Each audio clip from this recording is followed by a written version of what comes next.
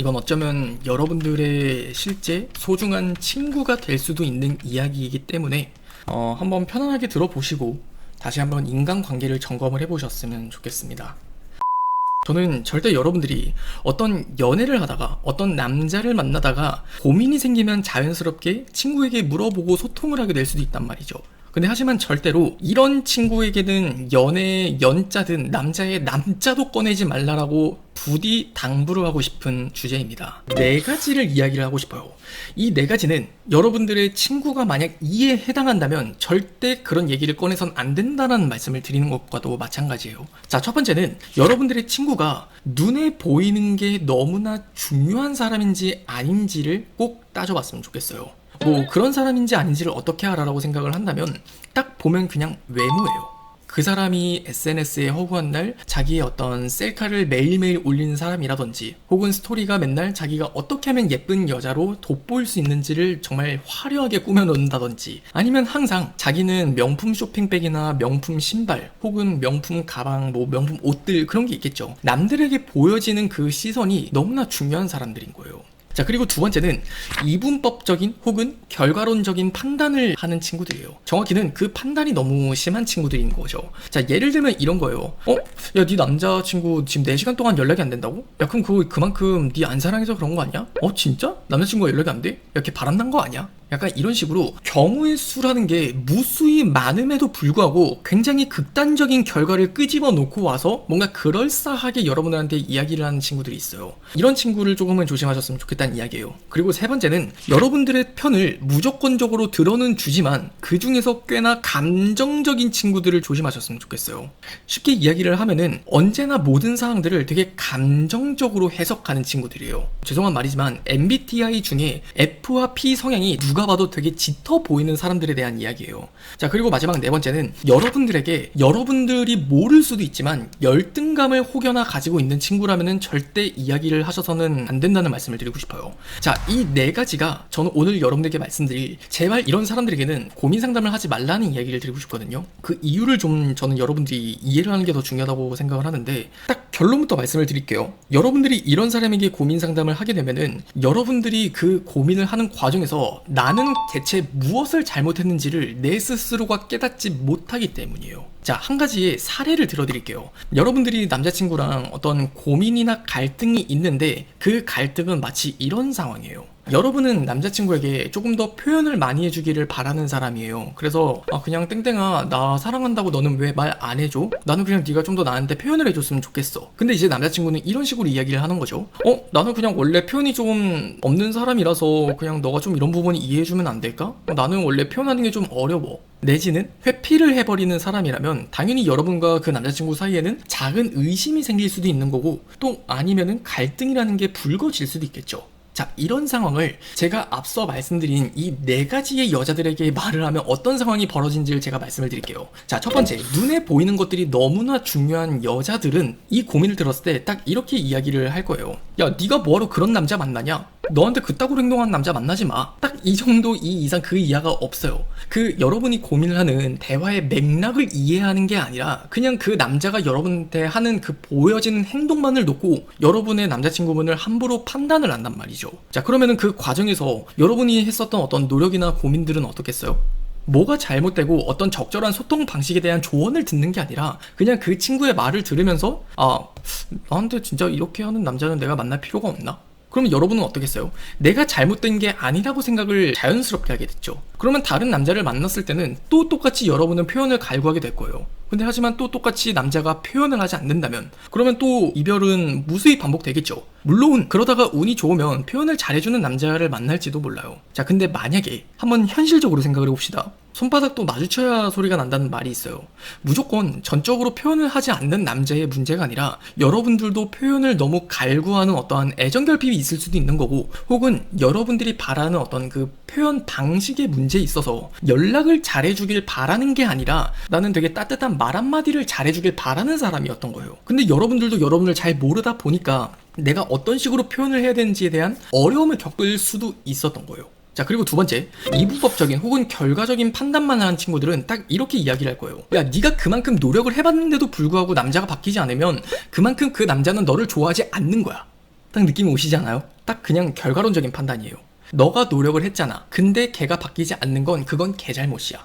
모든 노력을 기울인다고 해서 그 결과가 좋게 나와야 된다는 보장은 그 어디에도 없어요. 그 남자친구의 입장에서는 한 번도 표현을 해본 적이 없는 사람이기 때문에 조금씩이라는 맞춰가는 과정의 속도가 조금은 더딜 수도 있는 거거든요. 그럼 만약에 여러분들이 조금 더 천천히 표현하는 방법들을 알려주고 가르쳐주고 함께 소통하는 연애가 됐었더라면 사실은 그 남자와 좋은 관계로 발전이 될 가능성도 있었던 거예요. 근데 만약 여러분들이 이런 두 번째 유형의 친구들에게 고민을 얘기하고 아 진짜 그런 거구나라고 생각을 한다면 내가 끊어내지 말아야 될 인간관계를 그 친구의 말을 듣고 잘못 끊어내게 될 수도 있단 말이죠. 자, 그리고 세 번째, 무조건 내 편을 들지만 꽤나 감정적인 친구들은 딱 여러분에게 이렇게 이야기를 할 거예요. 아 진짜 너무 서러웠겠다. 근데 네가 그렇게 서러움을 느끼면서까지 연애를 해야 돼? 이해되시나요? 그 이상 그 이하 없어요. 이 역시도. 이 감정적인 친구들은 정말 여러분의 편이 되어주는 사람이기 때문에 여러분의 감정을 극히 많이 공감할 거예요. 자, 근데 본질적으로 여러분이 지금 이런 고민을 하고 있는 이유를 한번 생각을 해보자고요.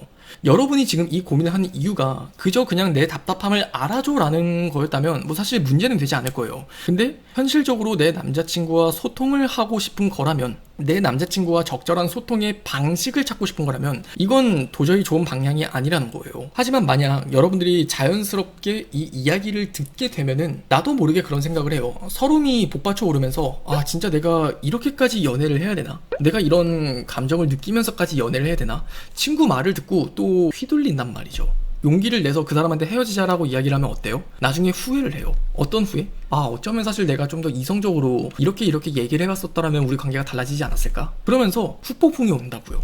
자, 그리고 네 번째, 여러분에게 열등감을 갖고 있는 친구라고 이야기를 한다면 이건 그냥 답이 없어요. 제가 앞서 말씀드린 케이스처럼 이런 반응을 보일 거다의 문제가 아니라 여러분에게 기본적으로 열등감을 갖고 있는 아이들은 전혀 다른 이야기를 할 거예요. 자, 쉽게 이야기를 하면은 가스라이팅을 한다는 이야기입니다. 예를 들면은 뭐 이런 식으로 이야기를 하겠죠.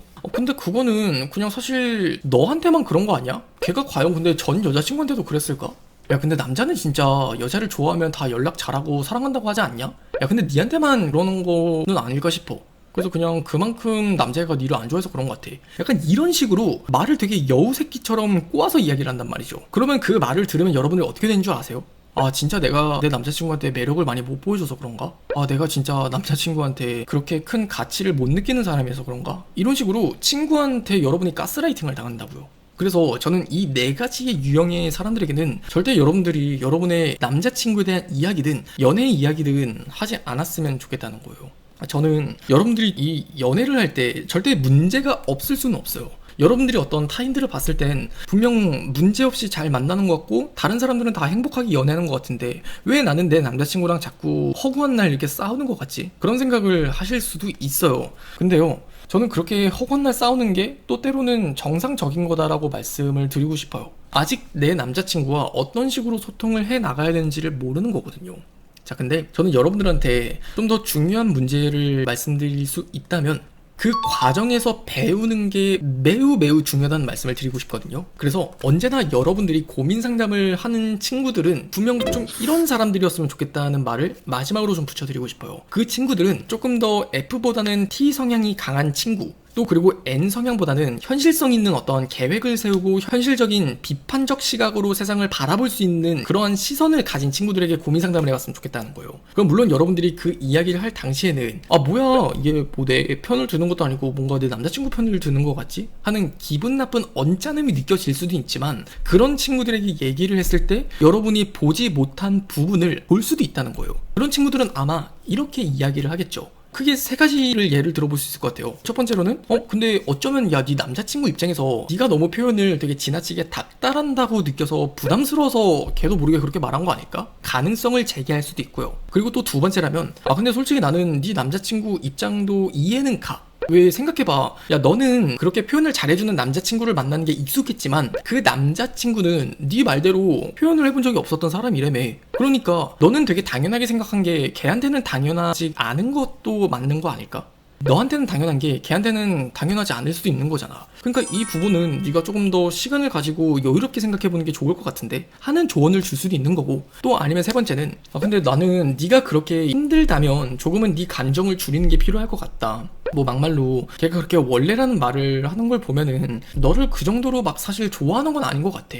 근데 너가 계속 그럼에도 불구하고 닥달을 하는 거는 지금 일단 네 감정이 너무 그 사람에 비해서는 큰 것 같다고. 그래서 지금 이 문제를 너가 해결하는 것도 되게 중요하지만 이건 분명 시간이 걸리는 문제니까 너도 조금 더 신중하게 이 연애를 천천히 기대해봤으면 좋겠다고. 이런 식으로 좀 더 현실성 있는 조언을 해줘야만이 여러분들이 하는 그 어떤 생각의 감정적인 늪에서 빠져나올 수가 있다는 거예요. 그러면서 생산적인 방향으로 여러분의 남자친구와 고민하는 것들에 의의를 가질 수 있겠죠. 그래서 저는 여러분들이 오늘 영상을 통해서는 내가 어떤 사람에게 고민을 얘기를 해야 되고 어떤 사람에게는 고민을 얘기하지 말아야 되겠구나라는 그 구분은 물론이거니와 여러분들이 어떤 방향으로 고민을 해야만이 생산적이고 올바른 내 남자친구와 관계를 풀어나갈 수 있는 방향점을 찾아낼 수가 있겠구나. 그걸 꼭 이해하셨으면 좋겠어요. 다시 한번 끝으로 정리를 해보자면 저는 대부분 연인관계가 싸우는 다툼들에는 다른 한쪽의 잘못이 있는 경우는 극히 드물다고 생각을 해요. 서로가 중요하게 생각하는 것들이 너무나 다르기 때문에 고집을 부려서 싸우는 거거든요. 여러분들이 중요하게 생각하는 거, 그리고 그 남자가 중요하게 생각하는 게 너무 다른 거예요. 뭐 정말 사소한 예를 들어봐도 여러분들 입장에서는 어떻게 네가 나한테 연락을 미리 말을 하지 않고 통보를 할 수가 있냐. 근데 남자친구 입장에서는 아니 내가 상황이 너무 바쁘면 좀 이해를 해줄 수도 있지 않냐. 뭐 이런 거 여러분들 많이 경험해 보셨을 거예요. 근데 이런 문제들은 이제 상황 여하에 따라 다르겠지만 결과적으로 제일 중요한 건 지금 내 감정 상태에서 벗어나 생각을 해봐야만이 그 사람이 이해가 된다는 거거든요. 계속 얘기를 해봤자 뺑뺑이 돌듯이 싸울 수밖에 없는 건 내 생각의 틀 안에서 빠져나오지 못하기 때문이에요. 근데 우리가 고민 상담을 하는 목적은 내가 생각하고 있는 그 틀 안에 갇힌 나를 빼내기 위함으로 우린 주변 사람들에게 고민 상담을 얘기하고 그럼으로써 의의가 있는 거거든요. 그래야 내 남자친구를 이해할 수 있게 돼요. 항상 그 순간이 지나면 후회되잖아요. 그 순간이 지나면 항상 후회가 되는 이유는 그 감정의 끈앞풀이라는 게 조금씩 벗겨지기 때문이에요. 그 순간에는 너무 화가 나서 그 순간에는 감정적으로 내 생각만 옳다라고 생각을 하고 계속 고집을 부리지만 나는 그 당시엔 고집을 부리지 않는다고 생각을 해요. 그 생각부터가 이미 묶여 있다는 거예요. 하지만 시간이 지나면 감정은 언제나 무뎌지기 때문에 여러분들이 자연스럽게 갇혀있던 그 감정에서 시간이 지나야 끄집어지게 돼요. 근데 때로는 여러분들이 연애를 할 때 대부분 시간이 기다려주는 경우는 많이 없어요. 여러분들이 기다리지 못할 수도 있는 거고 혹은 반대로 남자에게 너무 시간을 주면 그 관계가 멀어질 수도 있는 거란 말이에요. 그래서 때로는 그 시간이라는 걸 절약하기 위해서 언제나 여러분들이 내 감정적인 틀 안에서 벗어날 수 있는 그 장치를 마련해 두는 게 굉장히 좋다고요. 그래서 여러분들이 누구에게 고민 상담을 해야 될까, 이걸 조금 더 오늘 영상을 통해서 명확하게 이해하셨으면 좋겠습니다. 알겠죠?